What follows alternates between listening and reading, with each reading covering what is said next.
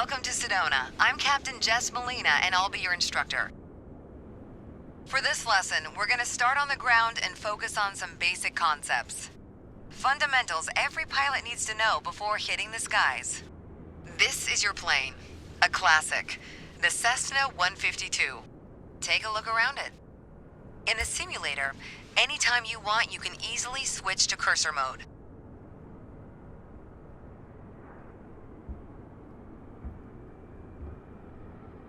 The cursor is handy for interacting with menus and cockpit controls or instruments.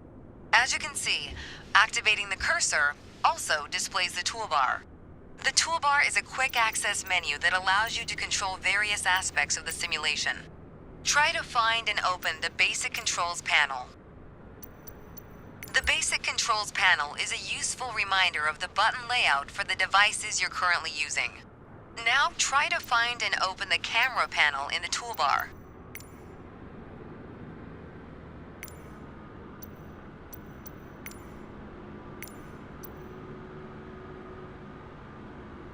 The camera panel allows you to access the various views and camera modes of the simulation. Go ahead and close all the panels for now.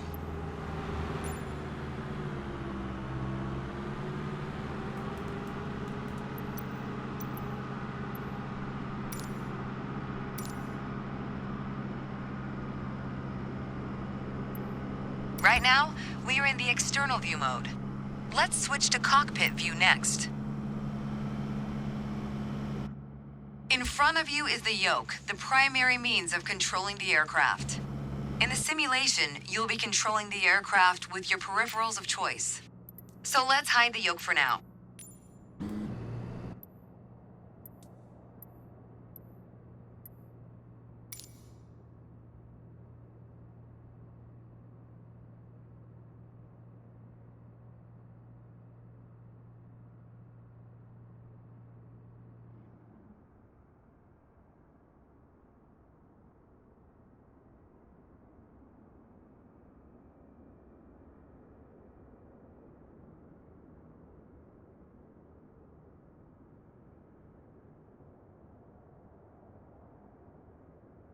Some instruments allow multiple interactions.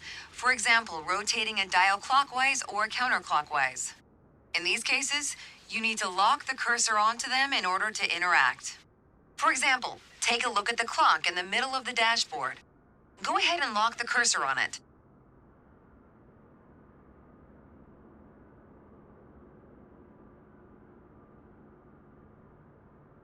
Now change the clock time.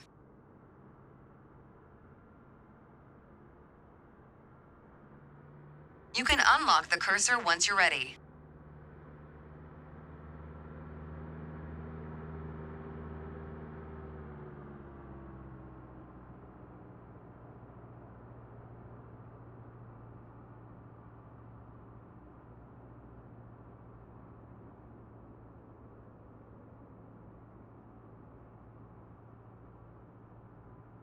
For now, we're done with the cursor, so go ahead and hide it.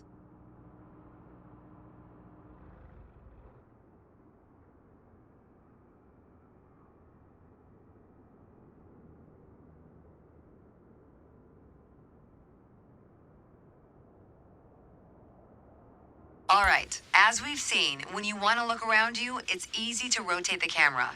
But you can also move it freely in the cockpit to get a better view of anything you want to see, even through a window to look outside.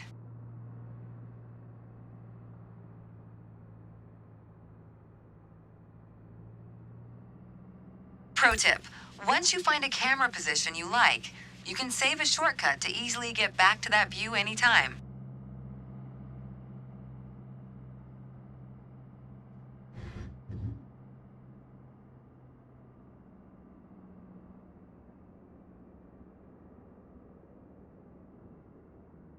Now, reset the camera to its original position. Then try switching to your custom one again.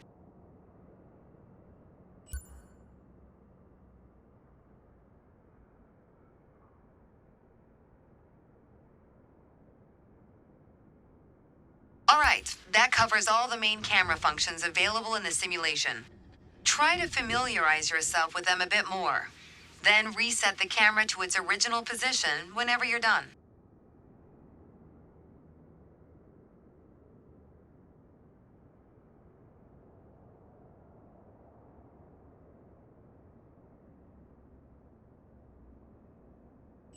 Great.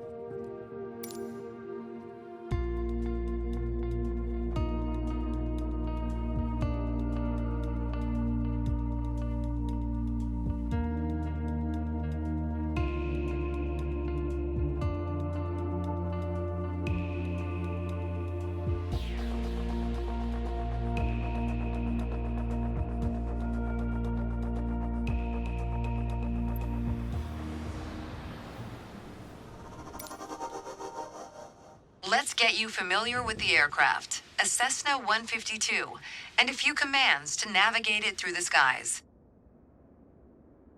In front of you is the yoke. The yoke is like a steering wheel, more or less. Turn it left or right to control the ailerons and bank the aircraft into turns. Look at the trailing edge of the wings while turning the yoke to see the effect on the ailerons. Okay. Now, the difference between the yoke and a steering wheel is you can pull or push on the yoke. This controls the elevator at the back of the aircraft to make it climb or descend. Look at the horizontal stabilizer while you pull on the yoke. You can see how it affects the elevator. Nice. Down at your feet are the rudder pedals. They steer the aircraft when you're on the ground. The upper part of the pedals also control your brakes. In the air, they control the rudder at the end of the vertical stabilizer to yaw the aircraft. This is mostly for small corrections, for coordinating turns or compensating for a plane's tendency to pull left during takeoffs and climbs. Look at the vertical tail while operating the pedals to see the effect on the rudder. Great. Last but not least, the throttle is located near the center of the cockpit. Pushing forward will increase power. Pulling back will decrease power. First, look at the throttle and select it. Keep it selected and push it forward to increase power. Power is increased. Now, pull it back to decrease power.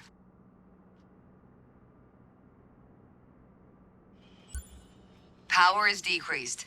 Now we'll do the same without focusing on it. Deselect the throttle. Look away from the throttle and increase power.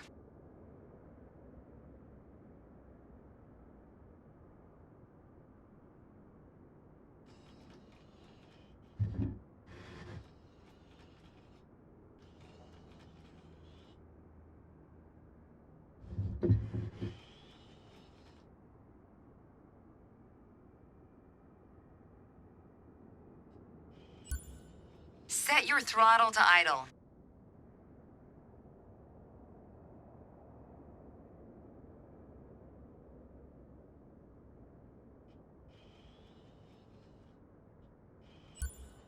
Excellent. When the engine is on, you'll be able to see the power change on your RPM indicator.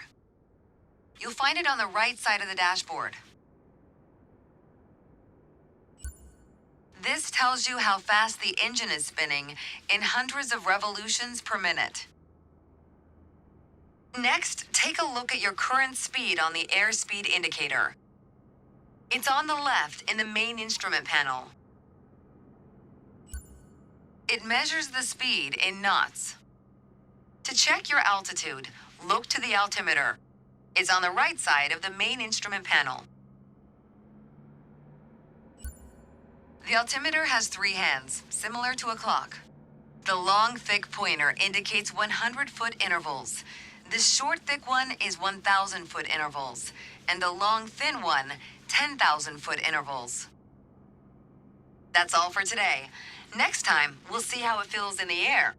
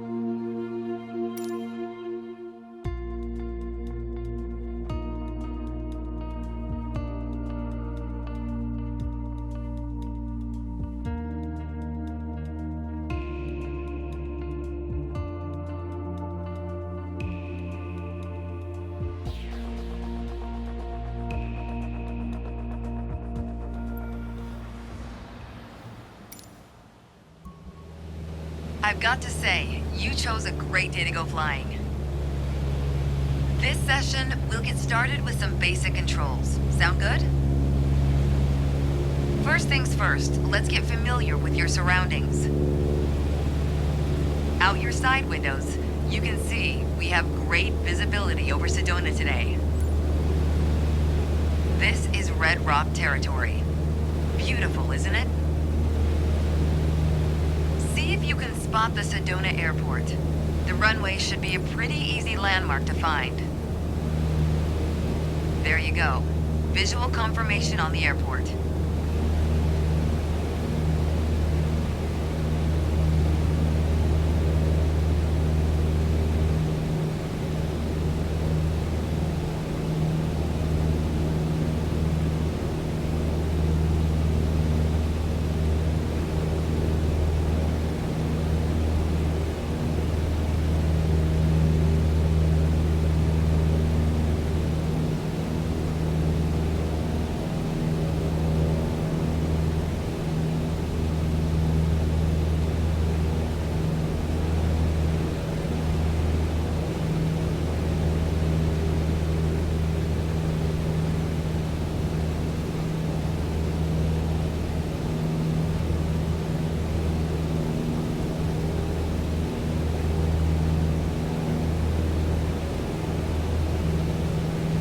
We already talked about basic controls while we were on the ground.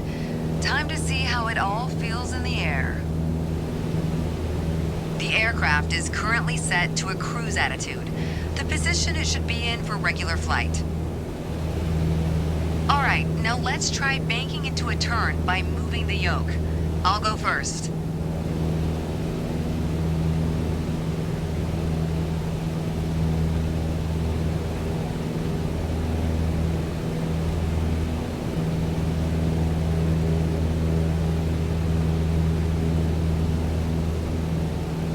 As a general rule, you always want to keep your turns under 30 degrees.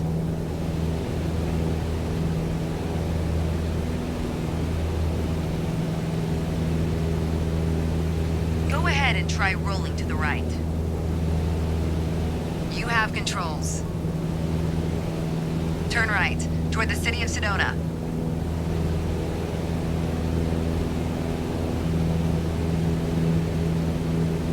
Make sure any control movements are soft and gentle. As we're flying towards Sedona, let's try climbing up and down. Gently pull on the yoke to climb. Give it a try.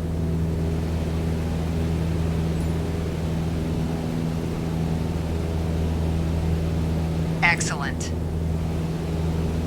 For the descent, it's the same principle, except you're pushing on the yoke.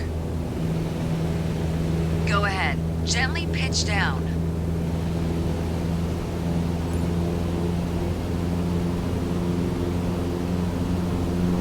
time, be a bit more gentle on the controls.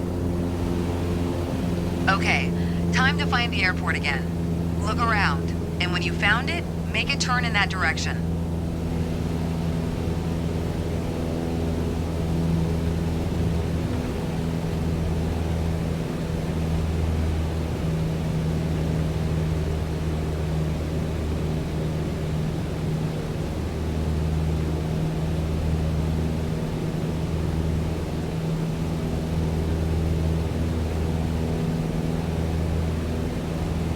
Make sure any control movements are soft and gentle. Now that you're more familiar with the aircraft and the surroundings, the next step is to go deeper into handling and techniques. Soon enough, you'll be able to enjoy trips all on your own.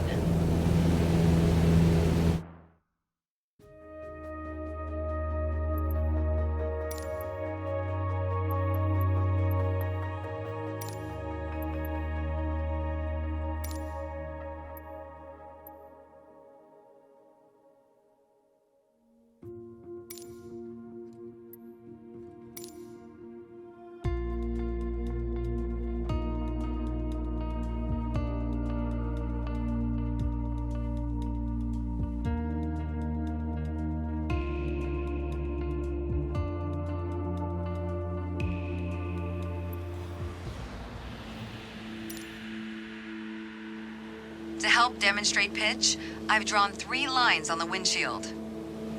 Notice how the middle line matches the horizon while we're flying level. This is the cruise attitude. The lower dotted line is the climb attitude, and the upper one is the descent attitude. Let's dig deeper into what that means. Pull back gently on the yoke until the climb attitude line matches the horizon. Then maintain that attitude.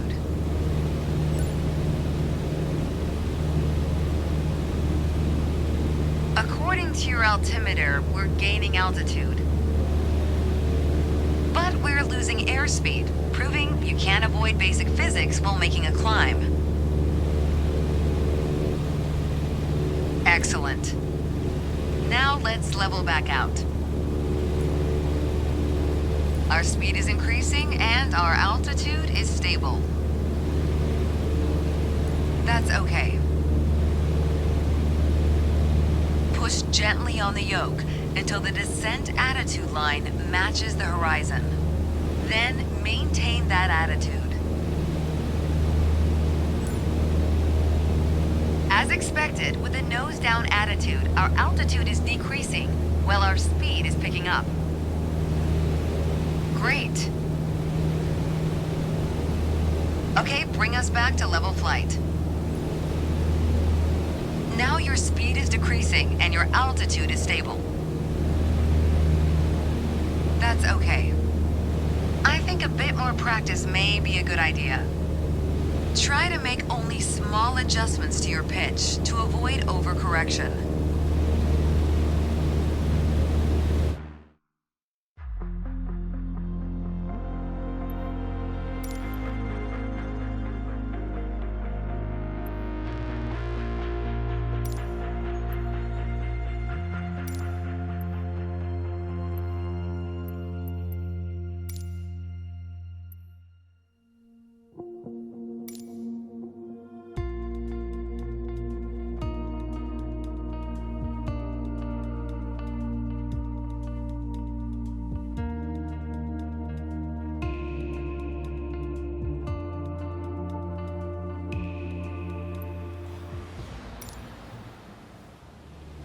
For this lesson, we're going to use a line drawn on the windshield to indicate the cruise attitude. I've also added another dotted line to help you bank properly for left turns. Gently move the yoke to the left until the dotted line matches up with the horizon. Then maintain that bank.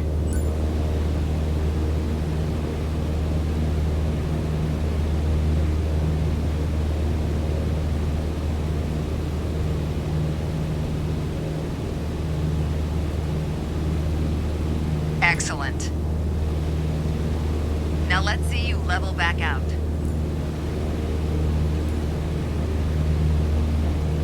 All right. turning to the right, let's see how you do on your own without any markings. At the top of your attitude indicator, there's a series of notches representing 10 degrees each. As a general rule, you always want to keep your turns under 30 degrees. Start banking right until you're lined up with the second notch to the right on the attitude indicator. Then maintain that 20-degree bank while remaining at the same altitude until I ask you to stop.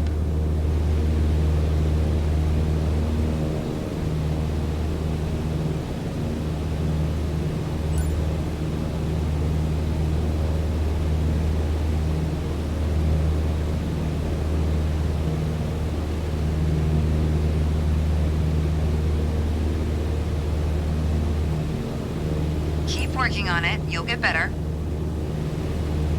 Keep working to maintain a constant altitude during the turn.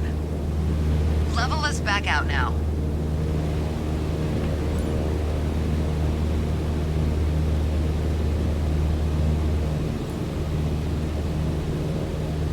That's good. Remember to maintain altitude while leveling off.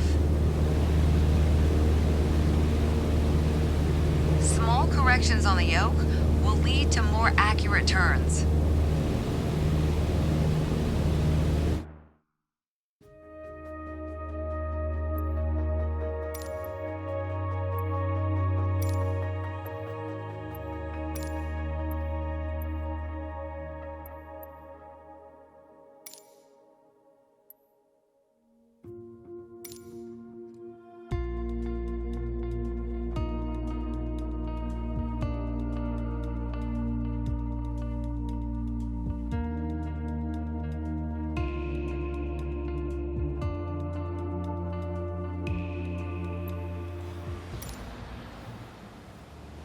Let's talk about the throttle. If you have the need for speed, then the throttle's for you. Full control over the power output of the engine. In the Cessna 152, that relates directly to the RPM displayed on the tachometer. Pull back on the throttle to reduce RPM to 1800.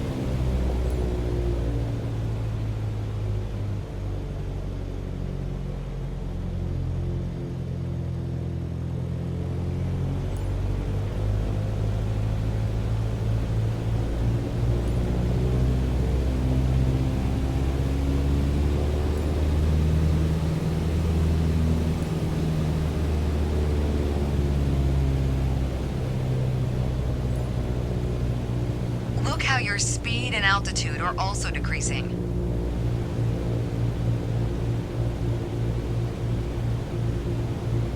That's okay. Okay, let's throttle back up to 2400 RPM.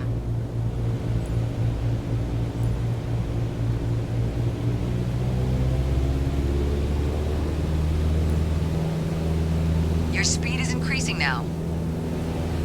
As long as you maintain the same attitude, your altitude will keep climbing as well.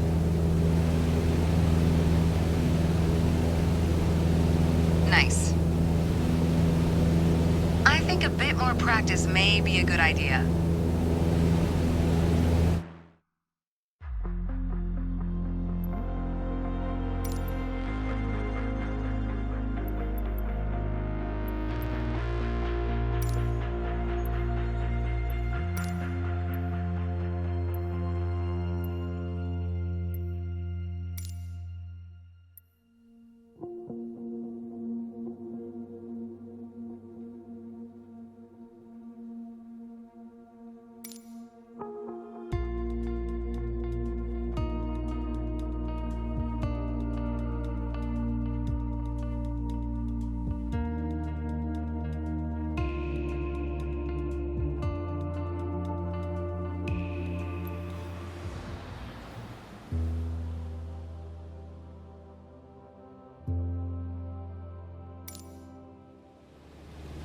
In this lesson, let's take a look at the relationship between attitudes and power settings. Attitude plus power equals performance. We're currently at 5,500 feet in a cruise attitude. The aircraft's nose is positioned under the horizon and cruise power is at 2,300 RPM.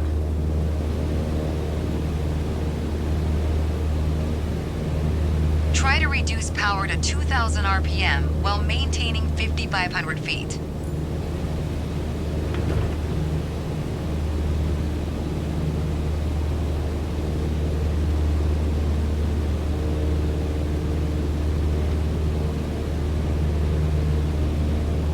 Go ahead, lower your RPM to 2,000 while maintaining 5,500 feet.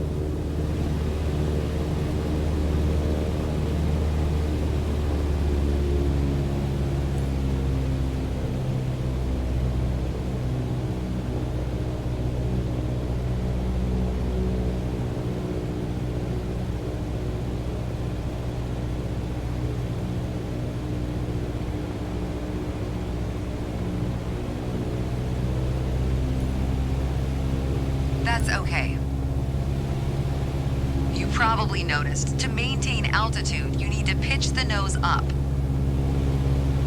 You could just keep pulling on the yoke to hold steady, but that's not really a precise means of control. Probably better to adjust your trim wheel until you don't need to push or pull on the yoke. Drag the trim down when you need to set the nose up. Drag it up to set the nose down.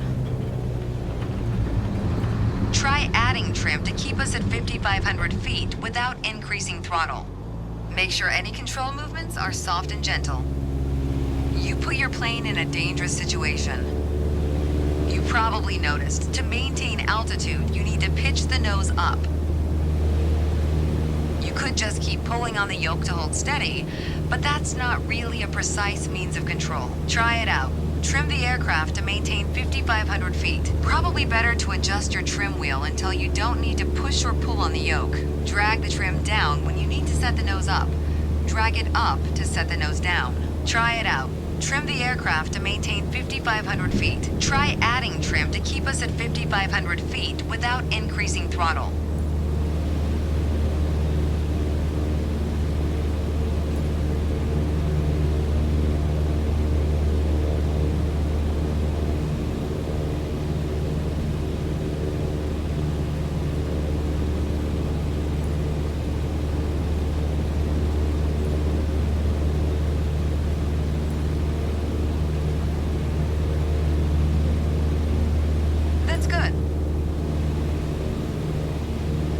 Too high now.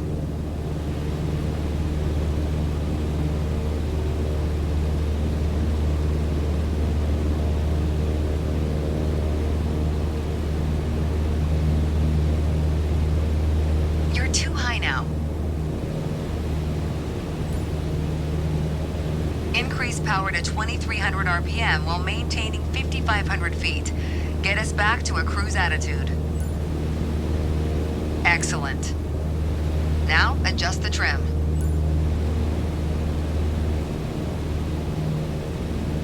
That's good. You did well, but you can do better. The way I was taught, when you adjust the trim, you make course changes at first to remove pressure on the yoke. Then small adjustments to find the perfect setting to keep your desired attitude. If you feel your pitch slipping and need to get back to the proper attitude, don't worry. Just pull on the yoke, then dial in the right trim. That's the key to straight and level flight.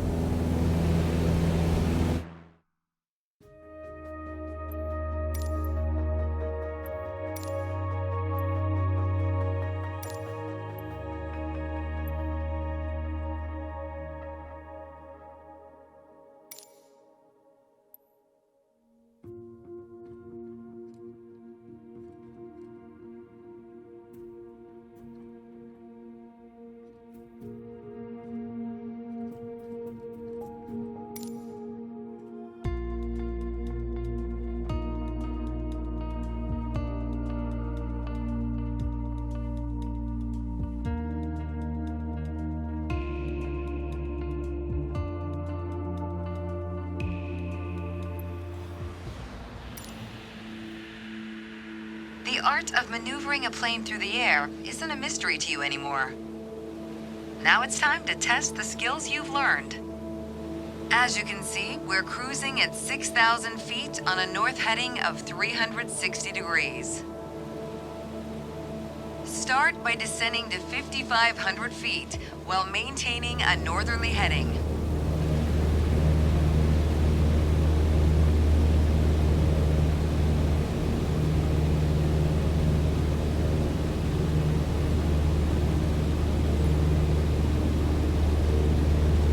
When you feel ready, start descending.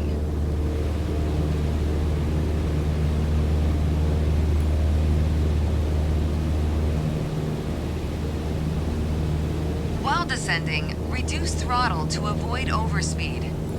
If your speed is in the yellow arc of the airspeed indicator, reduce throttle to idle and pull gently on the yoke to slow down.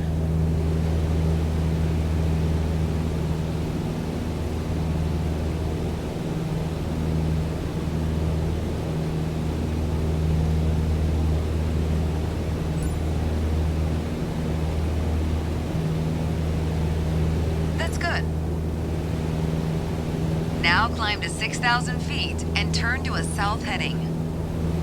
On the Cessna 152, you need full power to climb effectively.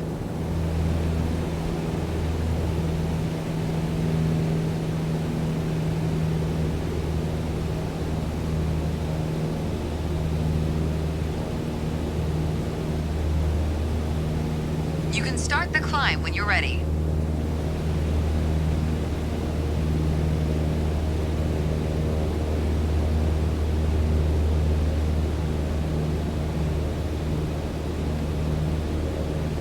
You can start the climb when you're ready.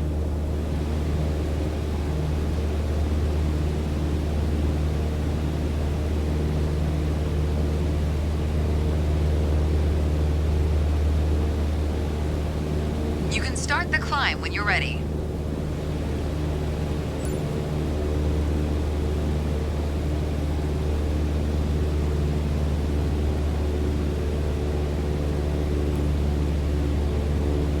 You can start the climb when you're ready.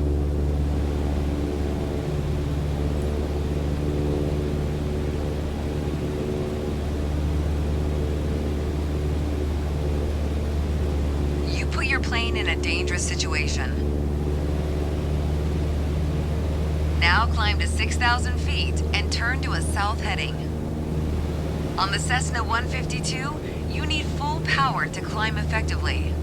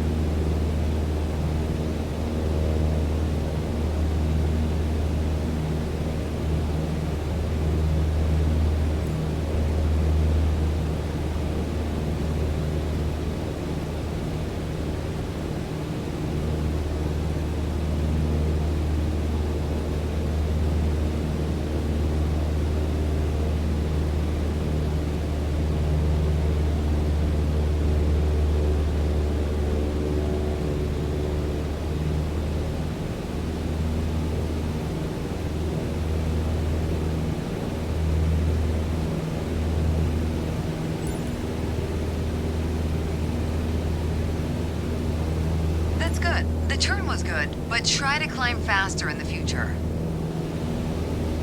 All right, next exercise. Maintain your heading of 180 degrees. Stay at 6,000 feet and adjust your airspeed to 80 knots.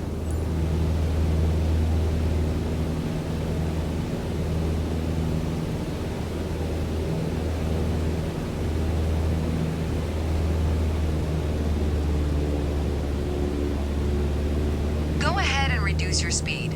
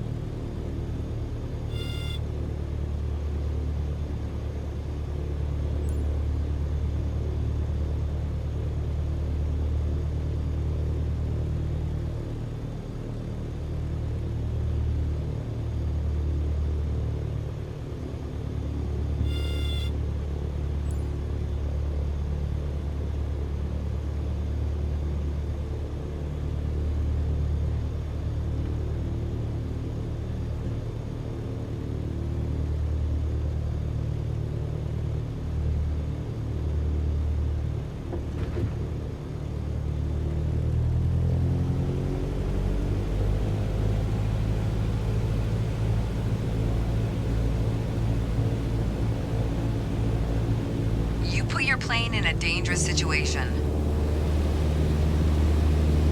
All right, next exercise. Maintain your heading of 180 degrees. Stay at 6,000 feet and adjust your airspeed to 80 knots.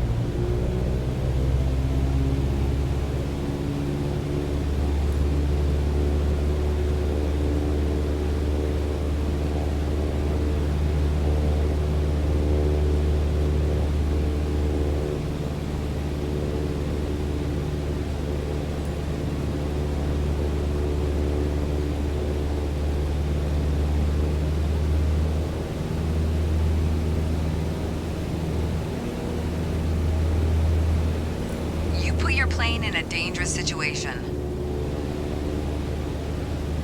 All right, next exercise. Maintain your heading of 180 degrees. Stay at 6,000 feet and adjust your airspeed to 80 knots.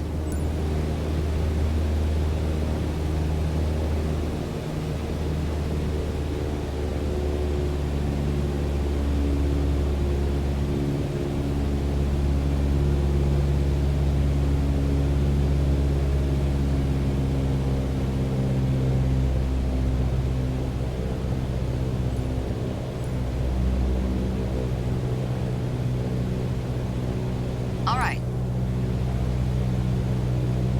You did well, but you can do better.